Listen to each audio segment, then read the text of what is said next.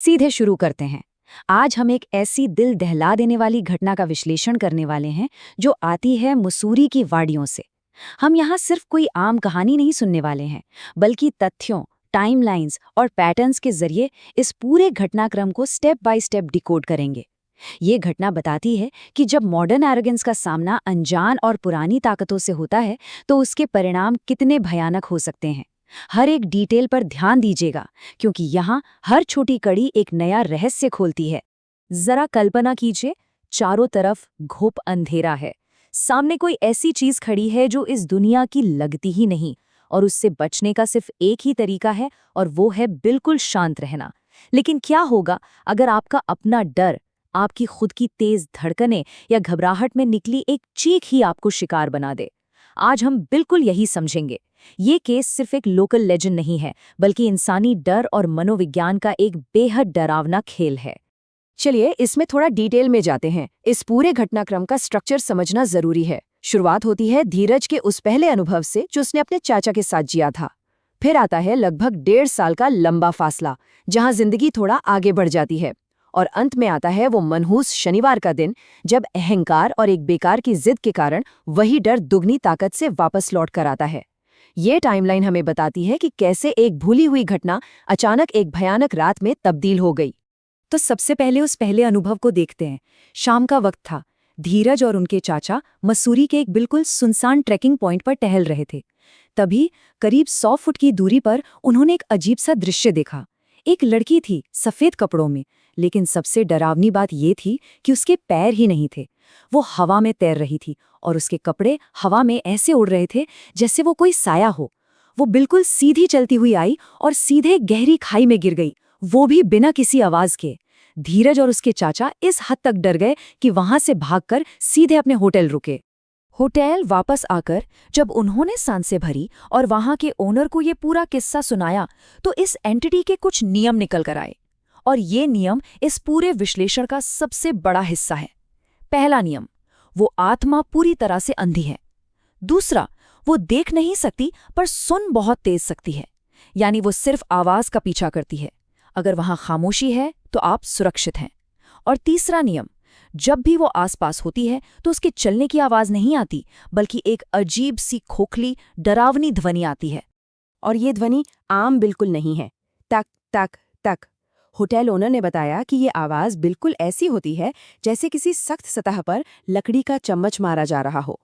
ये इस आत्मा की एक ऐसी पहचान है जो आज भी वहां के लोकल्स के दिलों में खौफ बिठा देती है। सोचिए, अंधेरे में आसपास कोई नहीं है और सिर्फ ये खोखली ध्वनि आपके करीब आती जा रही है। इस डरावनी घटना के ठीक 1.5 साल बाद इस मामले में 2 अलग-अलग विचारधारा वाले किरदार सामने आते हैं। एक तरफ है धीरज। धीरज अब अनजान ताकतों का सम्मान करना सीख चुका है, क्योंकि उसने सच्चाई को अपनी आंखों से देखा था। पर दूसरी तरफ उसका नया दोस्त सुशांत है। सुशांत एक अमीर जेन-ज़ी कॉलेज स्टूडेंट है, जिसे ये भूत प्रेत की कहानियां बड़ी अनकूल लगती हैं।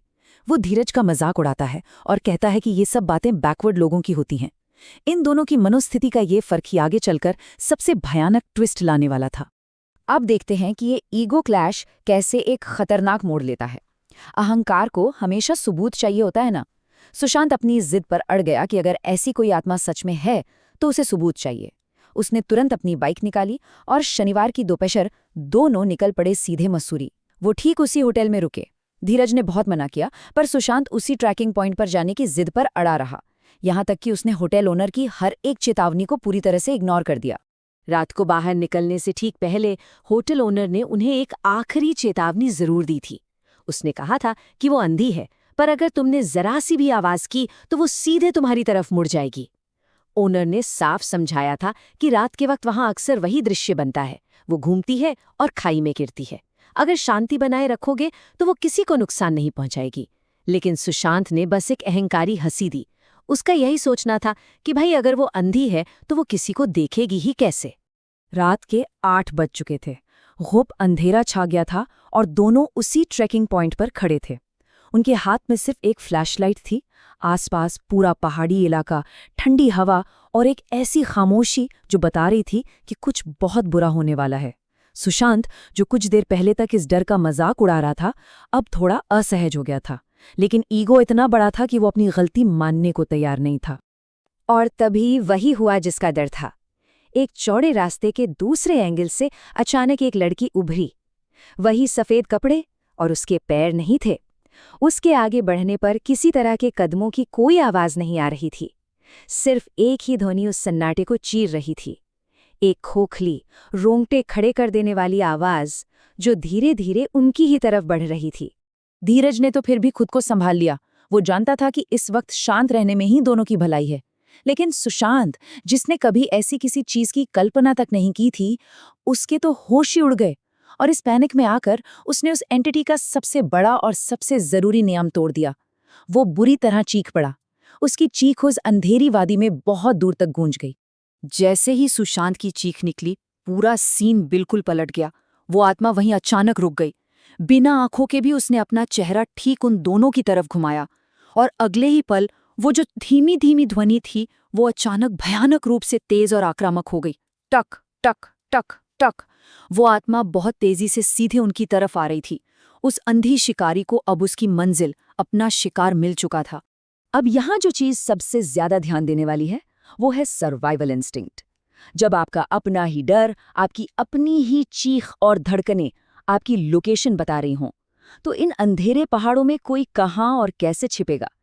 धीरज को समझ आ गया था कि अब यहां से जान बचाकर भागना ही अकेला विकल्प है। पर दिक्कत ये थी कि अंधेरे में पहाड़ों पर भागना सीधे खाई में कूदने के बराबर था। किसी तरह जान बचाते हुए वो एक बड़ी सी चट्टान के पीछे जा छुपे। वहां उनकी हालत बेहद खराब थी। सुशांत का अहंकार पूरी तरह टूट चुका था। वो बुरी तरह रो रहा था और घबराहट में माफिया मांग रहा था। धीरज ने किसी तरह अपने हाथ से सुशांत का मुंह दबाया ताकि उसकी सिसकियां बाहर न चली जाएं। और वो आत्मा, वो ठीक उस चट्टान के आसपास ही घूम रही थी। जैसे ही थोड़ी सी आवाज होती, वो तुरंत उस तरफ मुड़ जाती। दोनों ने डर के मारे अपनी आंखें इतनी कस के मींच ली थी ताकि गलती से भी उस बिना पैर वाली आत्मा का डरावना चेहरा ना दिख जाए। ये सिलसिला पूरे 1.5 घंटे तक चला। जी हाँ, पूरे 1.5 घंटे तक वो उस चट्टान के पीछे सांसें रोके और आंखें बंद किए बैठे रहे। हर बार जब वो टकटक की आवाज करीब आती, उनकी जान जैसे हलक में आ जाती थी। ये 1.5 घंटा किसी लंबे नरक जैसा था, क्योंकि एक आहट, एक छोटी सी गलती और मौत तय थी। जैसे ही वो आवाज थोड़ी दूर गई, धीरज ने फैसला किया कि अब यहाँ छिपे रहना किसी चमत्कार का इंतजार करना है जो नहीं होगा। उन्होंने अपनी जगह छोड़कर सीधे होटल की तरफ पूरी ताकत से दौड़ लगा दी। लेकिन मुसीबत अभी भी वहीं थी। वो आत्मा बहुत तेज सुन सकती थी। उनके तेजी से भागने के कदमों की आवाज ने उसे दोबारा आकर्षित कर लिया। और जब तक वो भागकर होटल नहीं पहुंचे, वो टक टक की आवाज उनके बिल्कुल पीछे, लगभग उनकी गर्दन पर उन्हें महसूस होती रही। खौफ इस हद तक था कि भागने में उनकी फ्लैशलाइट तक गिर गई, पर किसी ने मुड़कर देखने की हिम्मत नहीं की। उनकी सांसें बुरी तरह फूल रही थी, टांगें कांप रही थी, और दोनों गिरते पड़ते होटल के रिसेप्शन पर पहुंचे। रात की ड्यूटी पर एक नया रिसेप्शनिस्ट बैठा था। दोनों ने घबराते हुए उसे सारी बात बताई, पर उस रिसेप्शनिस्ट ने जो कहा, उसने उनके बचे कुचे होश भी उड़ा दिए। उसने कहा कि वो चुड़ैल आमतौर पर उसी ट्रैकिंग पॉइंट पर रहती है। किस्मत अच्छी थी जो उसके पीछे पड़ने के बाद भी तुम दोनों जिंदा वापस आ गए। वो दोनों इस कदर खौफजदा थे कि रात के 3 बजे तक सो नहीं पाए और सुबह 7 बजते ही होटल से चेकआउट करके हमेशा के लिए उस जगह से चले गए। तो इस विश्लेषण का सबसे अहम पॉइंट ये निकल कर आता है कि कैसे एक रात ने एक इंसान को पूरी तरह बदल दिया। जो सुशांत पहले ढंके की चोट पर कहता था कि भूत प्रेत नहीं होते और ये सब बैकवर्ड लोगों की बातें हैं, अब उसके मन में इन अनजान ताकतों के लिए डर और सम्मान दोनों पैदा हो गया था। उसका वो सारा अहंकार और मॉडर्न बनने की चाह मसूरी की उस ठंडी और अंधेरी रात में हमेशा के लिए दफन हो चुकी थी। इस घटना ने साबित कर दिया कि जिन चीजों को हम नहीं समझ सकते, उन्हें थोड़ा सम्मान और दूरी देना ही समझदारी है। तो अब हम इस विश्लेषण के अंत पर आ चुके हैं, पर यहाँ एक बहुत गहरा सवाल छूट जाता है। क्या हमारा ये आधुनिक अहंकार और ओवर कॉन्फिडेंस हमें इस दुनिया के उन पुराने और अनजान नियमों के प्रति अंधा कर देता है? क्या सच में हर चीज को साइंस और लॉजिक पर तोला जा सकता है, या कुछ चीजें ऐसी हैं जिन्हें उनके हाल पर छोड़ देना ही बेहतर है? अगली बार जब कभी भी एक सुनसान पहाड़ी रास्ते पर चलें और अचानक कोई खोखली आवाज सुनाई दे, तो याद रखिएगा, हो सकता है कि वहां कोई और भी हो जो सिर्फ आहट सुन रहा हो। उम्मीद है ये विश्लेषण आपको पसंद आया होगा। ऐसे ही और रोचक रहस्यों को समझने के लिए जुड़े रहिए।